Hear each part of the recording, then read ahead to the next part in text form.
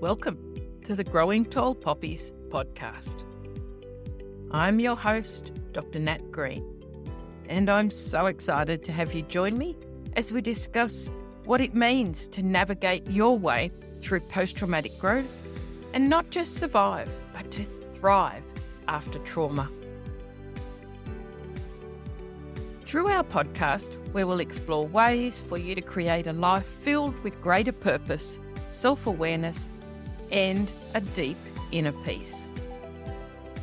Through integrating the many years of knowledge and professional experience, as well as the wisdom of those who have experienced trauma firsthand, we will combine psychology, accelerated approaches, coaching, and personal experience to assist you to learn, to grow, and to thrive. I hope to empower you to create deeper awareness and understanding and stronger connections with yourself and with others, whilst also paving the way for those who have experienced trauma and adversity to reduce their suffering and become the very best versions of themselves in order to thrive. Thank you so much for joining me on today's episode.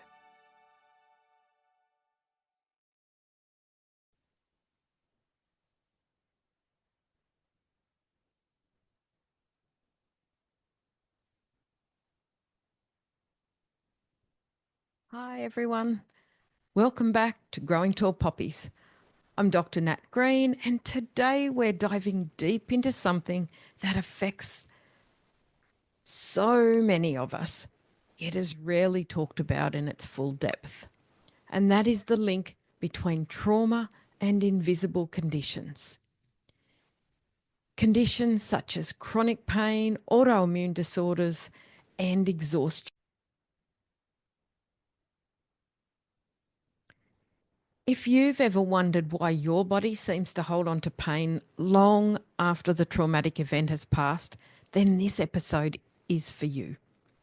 We're going to explore the science behind this connection, how unresolved trauma gets stored in the body, and most importantly, what you can do to break free and move towards post-traumatic growth. So grab a cup of tea or coffee, get comfy, and let's dive in. So let's start with the big question. Why does trauma show up in the body? When we go through trauma, our nervous system shifts into survival mode. That's that fight, flight, freeze or fawn response that you will have heard about. It's talked about quite often and quite openly, and we often don't understand what that means.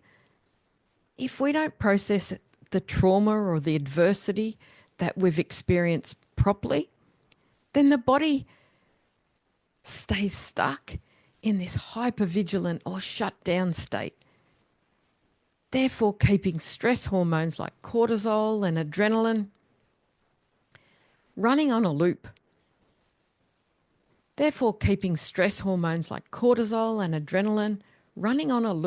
This constant loop going over and over.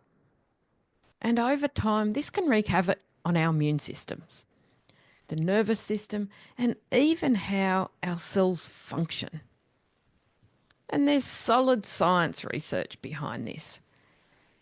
Research in neuroscience shows that trauma alters the brain, particularly the amygdala, which is responsible for detecting threats, the prefrontal cortex, which regulates the responses, and the hippocampus, which processes the memories. And these changes make the body more sensitive to stress and pain.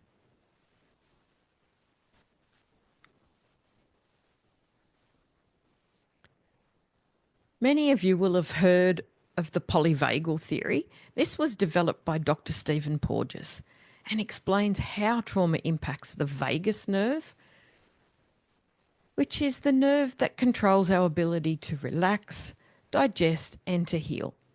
And when the vagus nerve is stuck in threat mode, then chronic inflammation and illness often follow. And studies have linked childhood trauma and PTSD to autoimmune conditions. such as fibromyalgia, rheumatoid arthritis, and chronic fatigue syndrome. Research shows that trauma can increase inflammatory markers in the body, therefore leading to long-term health issues. So in short, what does that mean? Your pain is real and it has a root cause beyond just physical symptoms. Bottom line, you are not making it up and you're not alone. But here's where it gets frustrating. We know that traditional healing approaches often fall short.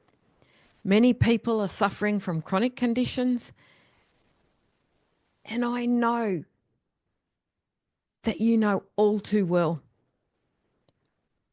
often dismissed by doctors who only focus on physical symptoms. Have you had that experience?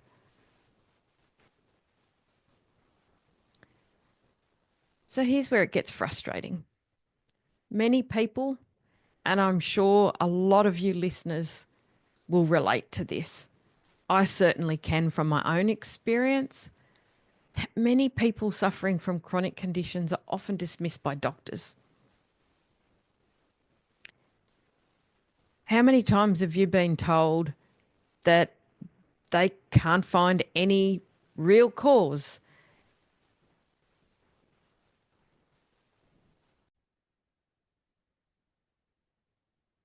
Here's where it gets really frustrating.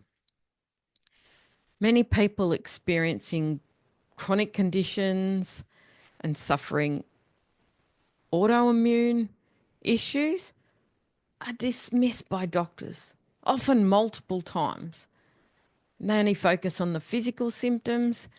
How many of you listening now are sitting here thinking, yep, that was me? How many times have you been to the doctors and they've not been able to find something and you've left there feeling though they think it's in your head, but you know it's not? What we know is that often we will be dismissed by doctors without looking at the deeper nervous system dysregulation that's fueling the problem. So what happens when we ignore that trauma link? We chase symptom relief rather than addressing the root cause. We would be prescribed medications, some of which might help short term, but they don't address the underlying root cause and therefore don't truly heal. And I know this is one many of you will relate to, that we feel gaslighted or we feel gaslit by a medical system that often doesn't acknowledge the trauma-body connection. The good news, though, is that there is another way.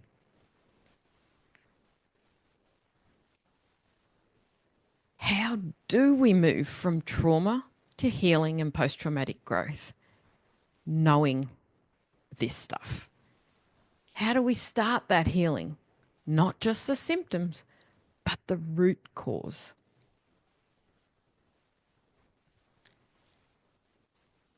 You might have heard of a guy called Gabor Mate,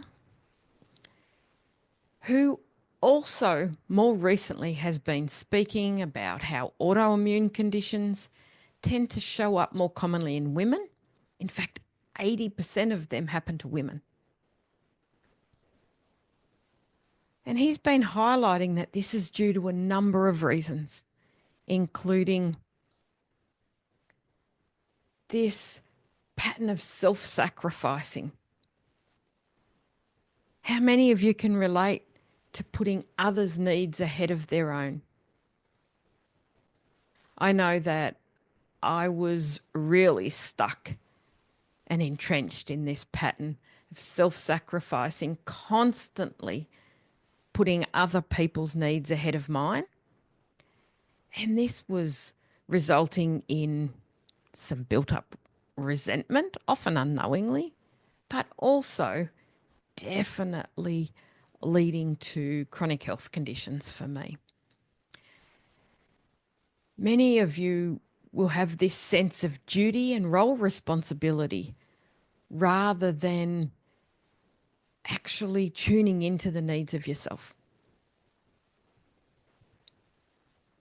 Many women in particular like to be very nice to everyone, don't like to be disliked, don't like to upset people. And this often serves to then repress your anger and your negative emotions that are healthy to experience. So they get repressed and never dealt with. He then says that they often feel responsible for other people's feelings. They have this belief that we must never disappoint anyone,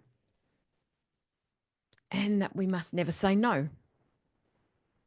However, all of these things, the self-sacrificing, the repressing of emotions, and the people-pleasing, are all working to create chronic stress, which we now know undermines our nervous system. So here are some science-backed and holistic ways to regulate our nervous systems and therefore move us forward and into post-traumatic growth. Firstly, we can start with somatic practices like releasing trauma from our body. This can be through things like, that I talk about often, TRE, the tension and trauma releasing exercises that are so helpful. They work to help us shake off stored tension and release it through a tremoring response, which is the body's natural way to process trauma and stress. We can engage in breathwork techniques. We can engage in breathwork techniques like diaphragmatic breathing, activating the vagus nerve and calming the system. Things such as yoga and qigong, combining movement with nervous system regulation, helping the body to rewire old patterns. Number 2, we can really address the mind-body connection. Practices such as EMDR, eye movement desensitization and reprocessing. Practices like EMDR, eye movement desensitization and reprocessing, which is known to be highly effective in processing trauma responses, and things like brain spotting can reprocess traumatic memories at a neurological level. Journaling and expressive writing also allow the brain to make sense of trauma, moving it out of our subconscious and into a healing space. Number 3 is around rebuilding safety and trust in your body. Is around rebuilding safety and trust in your body.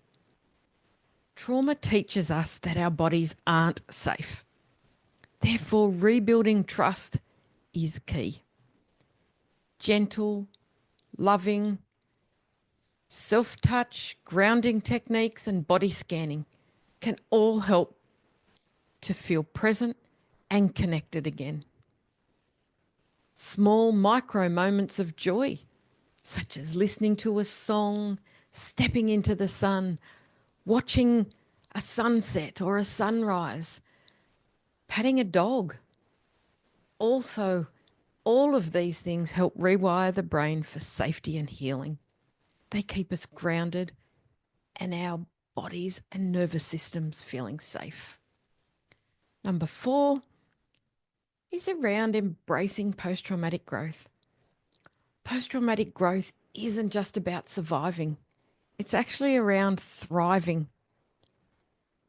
It's about giving ourselves permission to live the life we choose, the one we really want, because we deserve to live a thriving life.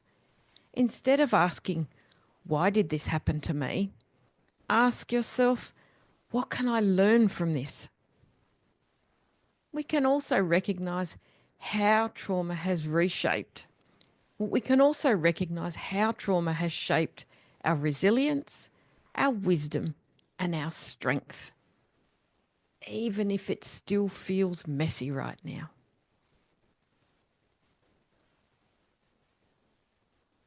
The good news is that we will be looking to launch our next round of the Phoenix Coaching Program in April. And we will address all these root cause issues and come from a whole of person approach in this program. We'll look to be we'll be looking to address three main areas: identity, who you are as a result of your trauma, and what values are most important to you now as a result of what you've been through. We'll be looking at emotional release, where we get right to the root cause of our unhelpful and unhealthy emotions and release them so that we are no longer tethered to our past trauma and we are free to create the life that we choose so we can move towards thriving. And then we'll be rounding it up with nervous system regulation so we can start to release the trauma that has remained stuck in our nervous system and rewire our brain and nervous systems and accelerate our journey into post-traumatic growth.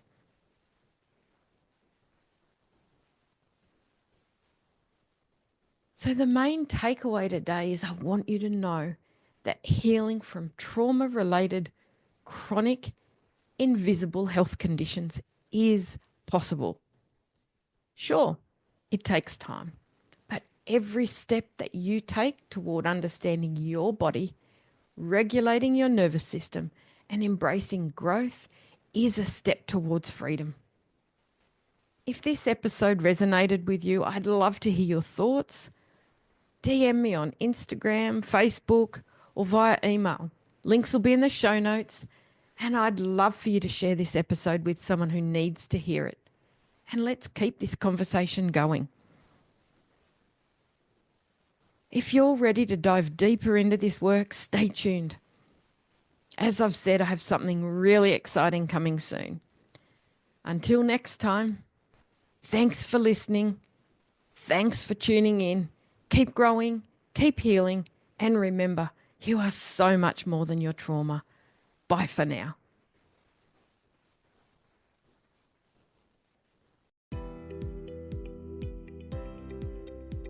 Thank you for joining me in this episode of Growing Tall Poppies.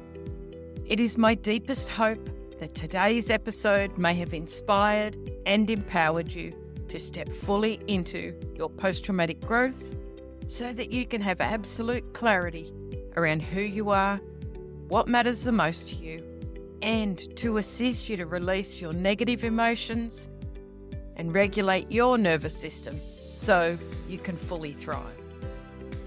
New episodes are published every Tuesday, and I hope you'll continue to join us as we explore both the strategies and the personal qualities required to fully live a life of post-traumatic growth and to thrive. So if it feels aligned to you and really resonates, then I invite you to hit subscribe, and it would mean the world to us if you could share this episode with others who you feel may benefit too.